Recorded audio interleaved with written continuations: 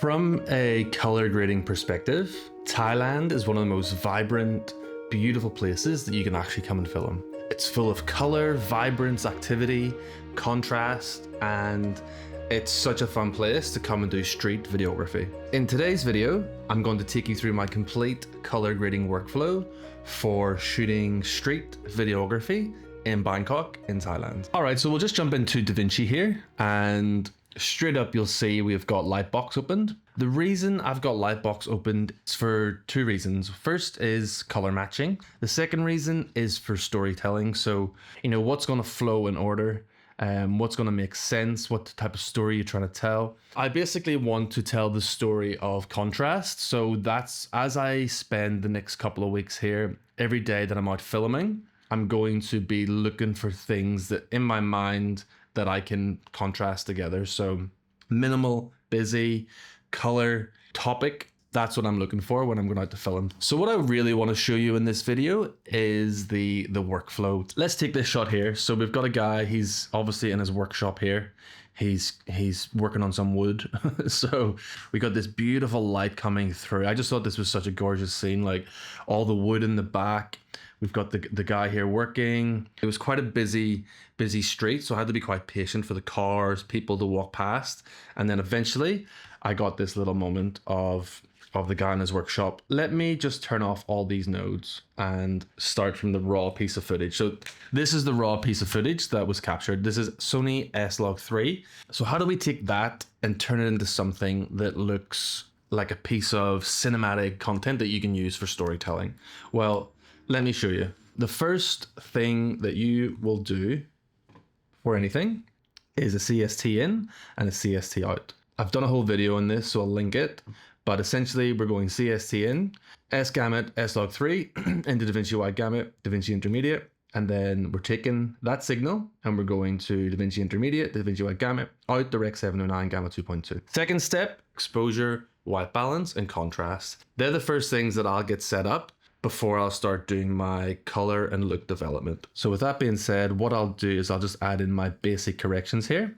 And you can see I've got 3 parallel nodes that have just popped up. I've got my exposure, I've got my white balance, and I've got my contrast. So I've got these 3 nodes. So these are the first 3 things that I'll do. So the exposure, white balance, and contrast, even though they're the first thing that I'll do, the first step in the process, I do come back to those 3 nodes after the look development. Get your exposure, white balance, and contrast locked in onto your look development, and then go back and make tweaks if needed. So it's like a dynamic workflow, right? Let's take our waveform, pull up our waveform here. So when you're shooting on Sony, you generally want to overexpose it by 1.72 stops. That's just a general rule of thumb, because Sony tends to get more noise in the shadows. So because I've overexposed the shadows in the back here in the room, the noise will be, I'll get less noise in the background there. So, but I'll get, almost blown out highlights. So let's go to offset here, bring it down a bit, and then let's go to my gain.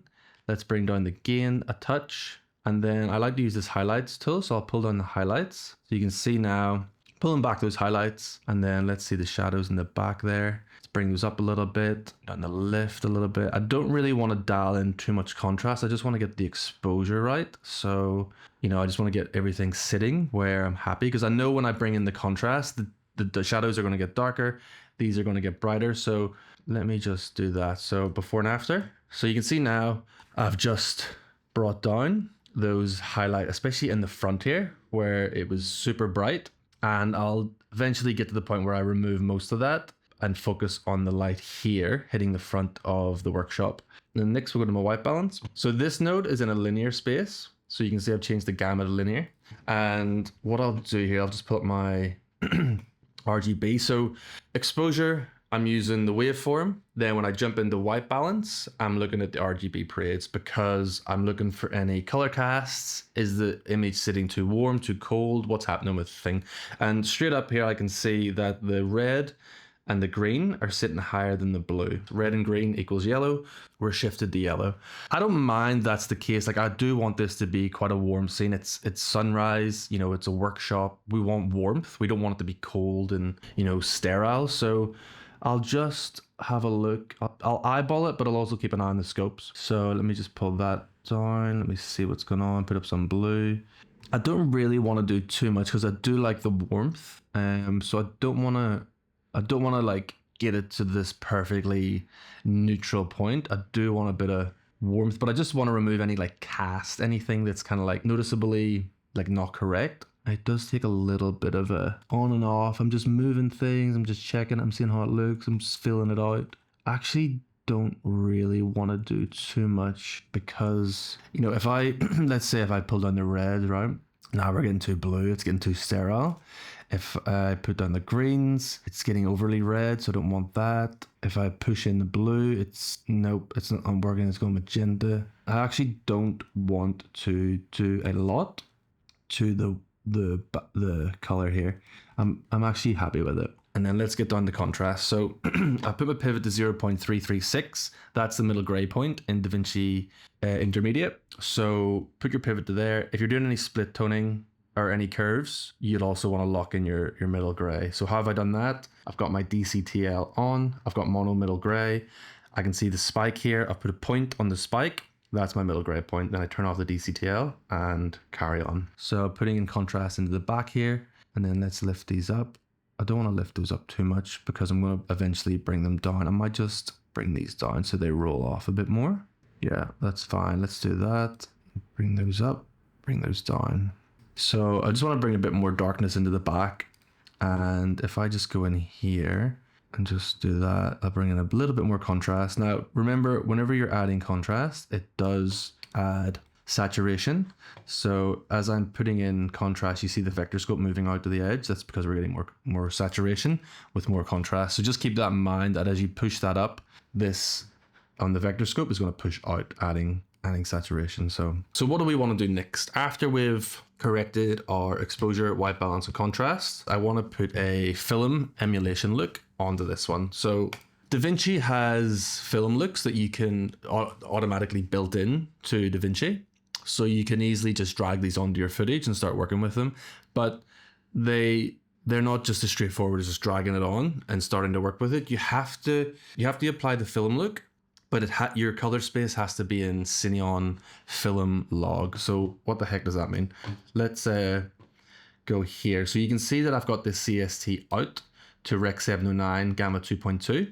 Anything after that node, it's going to be in a Rec 709 2.2 color space and gamma. So this node here is in a Rec 709 space. If I grab a film look, say the Kodak 2383, if I drag that on there to that node, it's completely destroyed the footage. It does not work because that is not how you're supposed to use these film looks. Even if I go in and start to drag down the gain, you know, it's not really, isn't like I could probably put it there, you know, it's just not right. It's just not working. And then if I put it right up, it's just, that's not how you're supposed to use these film looks. So we need to take that Rec 709 Gamma 2.2 and we need to put it into Cineon film log.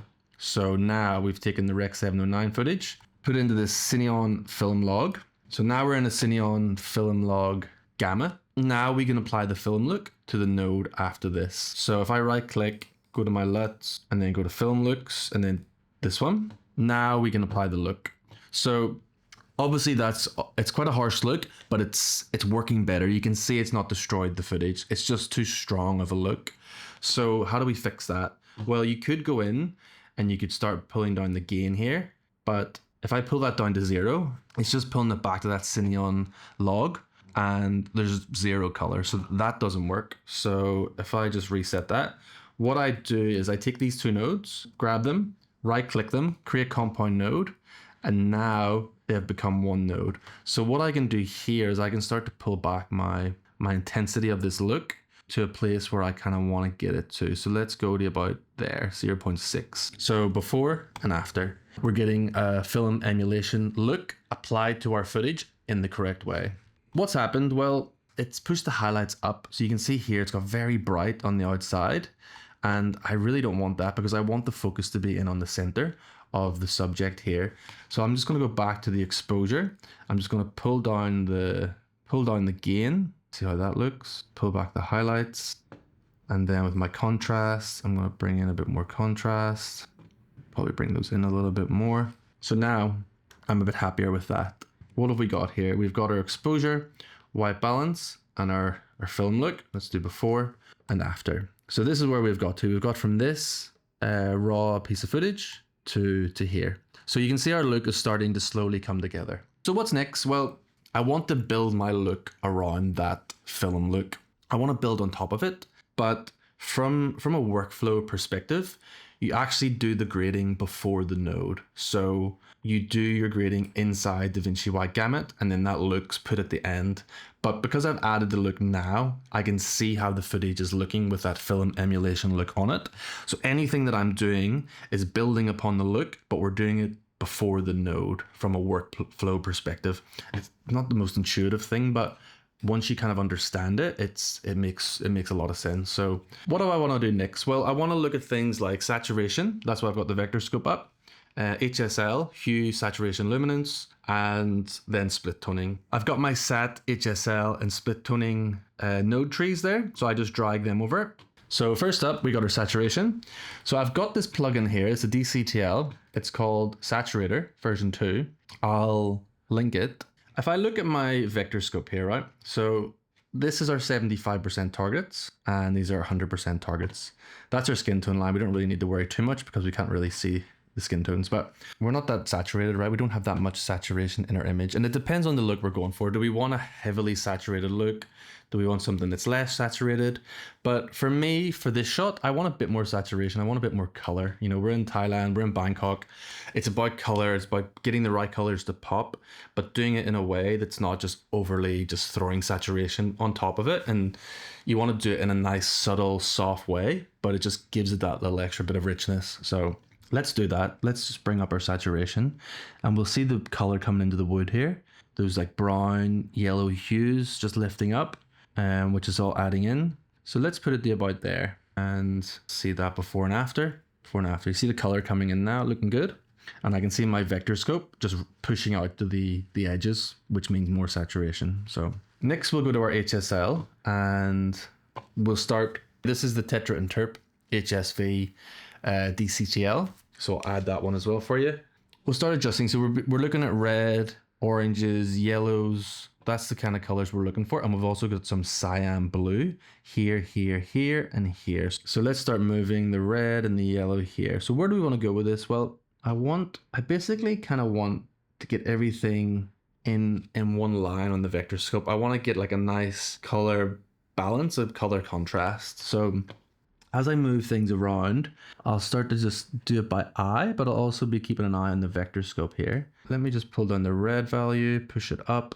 Now, I kind of know in my mind that I'm going to bring some vignette and power windows into this scene. So I don't want to push my image right down to where I want it, because if I really pull down those red values and get like a real richness or moodiness to it, when I come to add the power windows on top, and I'm bringing down the exposure on certain parts, I might push the blacks in the scene too low. So I don't want to go to the full extents when I'm making these changes. I just want to kind of, you know, add a little bit, add a little bit, add a little bit, and then see how we're at the end, and then go back and make your tweaks. We don't want to just do everything to the maximum on every node. We just want to make fine adjustments as we're working through. So that's why I'm not pushing these down the whole way. So I'm just kind of like tweaking it. Let's have a look at the cyans and the blues. So let's see where we're at on the vector. I can see as I push that to the left, it's going towards the cyan. It's getting more saturated. So I'll do that, push that up, make it more saturated. And where are we there? But there, and then I'll bring up the value, and I'm just keeping an eye. See that little piece of blue on the Vectorscope there, like going in and out?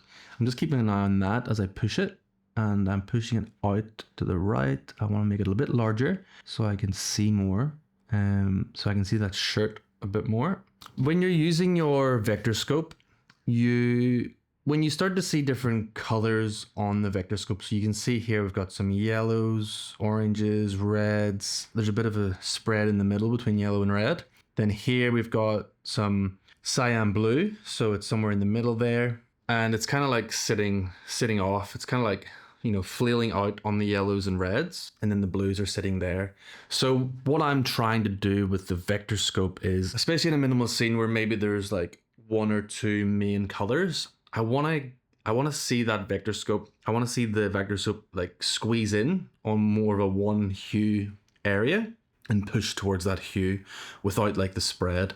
So what that's basically telling me is that the color in the scene, say it's a red, it's just that hue of red in the scene, and it's pushing towards that red hue. And then if there's another hue in the scene like a cyan or a blue, I want to see it pushing towards that one hue. So if it's all spread out, I'll be using this Tetrainterp HSV to adjust the Vectorscope so it comes in on more of a line. So the colors are more, you know, it's more of a simple color contrast. You can see that we're kind of pushing around. You can see those cyans pushing in. We're like nudging up towards more of the red. And as I go through and adjust, keep an eye on the Vectorscope, I'm just kind of like, see how it like bends around. I'm just kind of trying to get it like somewhere in the middle, keeping it all lined up. Maybe I can pull those down. So there we go. We can pull them in a bit. So you can see that as I make these adjustments, we're getting the thing more lined up on the Vectorscope. We're getting those pushed in and more aligned. It's not the most intuitive thing either. So let me do before and then after, before and after. So if you look at the bucket here and these yellows and all of this, before, it's not really doing anything. But then if I go after, you can see we've separated the colors. So we've pushed to more of that blue, we've pushed to more of that like red orange, but on the same hue spectrum. So you can see the bucket pops out a bit more. His shirt pops out a bit more against the red. And to me, that's just looking so much better from a few simple, you know, HSL adjustments here with the DCTL plugin. And we're not doing loads of adjustments here, right? We're making small tweaks. We're checking our scopes. We're looking at our image. We're going back to our nodes, and we're just going around making soft, subtle adjustments. That's how we're doing it. Okay, next, split tone. So this is the big one. Now, I've been using this split toning effect. You can do this manually, so you can go in and do it in your curves, add your middle gray point, push in some blue, push in some reds, make very fine adjustments. You can do it that way. Lock off your middle gray before you do it, and then you can split tone. Honestly, just for this workflow, that just takes a lot of time, and I don't have that time. So I've been using this one here, this split tone. So first of all, I'll keep it on natural, and I'll protect neutrals, and then I'll bring the strength right down. So then I can start without it and then softly add the split toning. So split toning is just putting a color into your shadows, a color into your highlights. You should definitely get familiar with split toning your images because it'll really make them stand out. So let's add some strength on this split tone. And if I keep an eye on the Vectorscope, you can see we're pushing out towards those oranges and then those blues as we do it. And you can see we're getting more saturation there. So it's putting more orange into these areas and more blues into those areas. So let's just keep going. Let's have a look. And then if I look at the pivot here, what's happening with the pivot? So I actually kind of like it there because it brings down the saturation, but it keeps the split toning. So I actually like that. And then like, let me check the angle here, and don't really want to go too magenta red. Let me just, maybe about there. Let's see before and after. Before and after. Okay, so I'm starting to like that. I'm seeing that we're getting more blue in the background in those shadow areas. And then we're getting a bit of a decrease on the saturation, which I like. It kind of, it brings down the saturation, but it keeps the richness in it. It's what I really want to go for. Like, I don't want to overly saturate it, but I want it to feel rich, which I think that's done a pretty good job. So let's just check out these three nodes before and then after. Before and after. Now, this is the starting look. Remember, that's with our film emulation starting point. Now, when I make the adjustments, we've really changed the look, but we're still building on top of that film look. So we're not actually just, taking a film look, slapping it on, and then, exporting it. We're actually building and working around that film emulation to really come to something that's our own and our own style and our own look. So keep that in mind when you are using film emulation. It's starting to look warm, it's starting to look rich. We've got color, we've got contrast. Next, what do we do from here? So one of the last steps that I'll do is I'll start adding things like a vignette. I'll start doing power windows on the scene, blocking out light where I don't want it and adding light where I do want it. So then I can really shape where the eye goes to on the shot. So for this one, I want you to be focused in on here. So I want this light. I want the guy in the back working. Everything else should be reduced in brightness. So I do not want this part of the door here being that bright because it's so distracting to the eye. You're kind of like looking straight there and you're looking at I don't know, a water tap. I don't know what that is, but that's not where we want to be looking. We want to be looking at the guy working. So first thing we'll do is we'll just add a simple vignette. You can see before and after. It just brings down that brightness on the edges. When I need a vignette, I just go and grab it, one that I've made, because I don't want to have to add a power window, pull down the curves every single time on every shot when I need a vignette. I just want it to be there at my fingertips, and then I can just drop it onto the node. So make sure you are doing that for a workflow, that when you have something that you're using a lot, like a vignette, HSL, primaries, film look, just build it all out. Like, so this node tree here, I essentially have that here as my film look. And when I drop that in, it's going to put that node, those nodes, those three nodes empty, and then also this film emulation. So I know that this structure is just like slapped straight on top. Don't have to build it every time. And then I can just go through quickly and make my adjustments. So now we can start going with a gradient. So let me just pull up a gradient here. And let's say I want to separate off this whole side here. So I'll put the gradient about there. Then I'll feather it out. And then I'll start dropping down. So you can see now we're really taking off that brightness from the side there. And let me just pull that back. And then what I can do is I can just add another one, copy that node, paste on there. It's going to get even darker, but I'm going to just taper it, feather it more. So let me see. So I really just want to block off that light. So let me see before and after for these nodes. So before and after, before and after. So now you can see all that brightness is dropped, and now we're getting more of a focus here. Now, next, we'll do another one on the other side. So maybe I will say another gradient, and then I'll push it down there. Let's do it on this side here. Then I'll pull that down. There we go. So now we're starting to get that focus in on the center there. So we can just do it there. Okay, great. And then, oh, there we go. That's what a fire truck in Bangkok sounds like. Okay, so we'll keep going here. I'll let that pass, will we? Let me just add this one now. I want to bring up the brightness in this area. I want to be careful because I've got already quite bright highlights here, but I do want to bring it up where he's sitting a touch. So let me just push it up a touch in the back there. Let me roll them off. Here we go. Roll off those highlights and bring down that shadows a touch. So let me see before and after.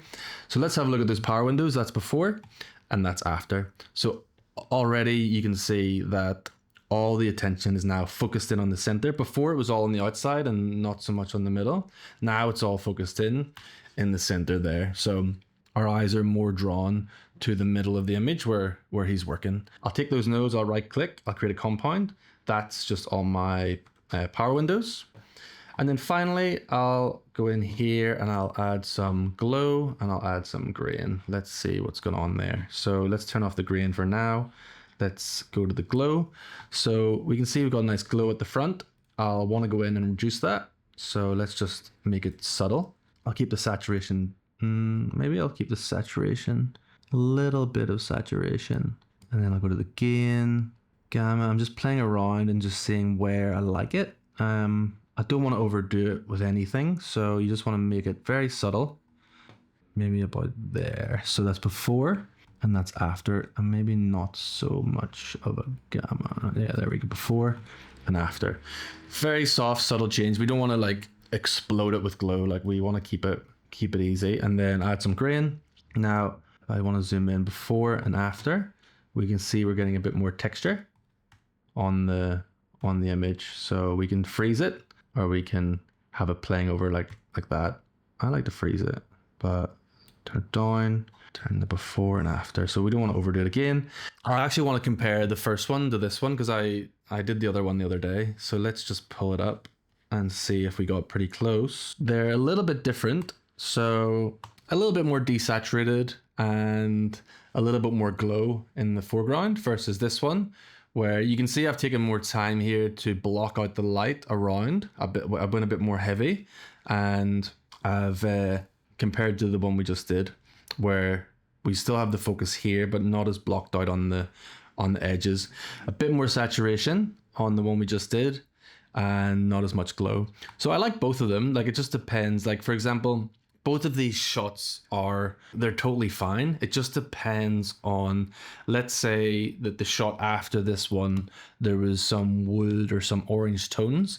I would just want to make sure that the oranges and the yellows and the reds here are going to match the next shot. So we're not like jumping, we're keeping a nice cohesive, consistent look. So back to Lightbox, then I can see from a high level, okay, the orange is here. They probably match up a little bit here with the temple or the monk. You can start to see why Lightbox is really useful. You can probably get a few of these out in an hour. It depends how much effort you want to put into each shot. Like, some shots take longer to work on just because the colors aren't working right, or it just takes a little bit more attention or effort to get it where you want to. So there you go. Don't forget to download the free products. There'll be a link below. I'll have those DCTLs and those different things that I talked about in the video there. And yeah, if you did like the video, don't forget to like and subscribe. I'll see you in the next one.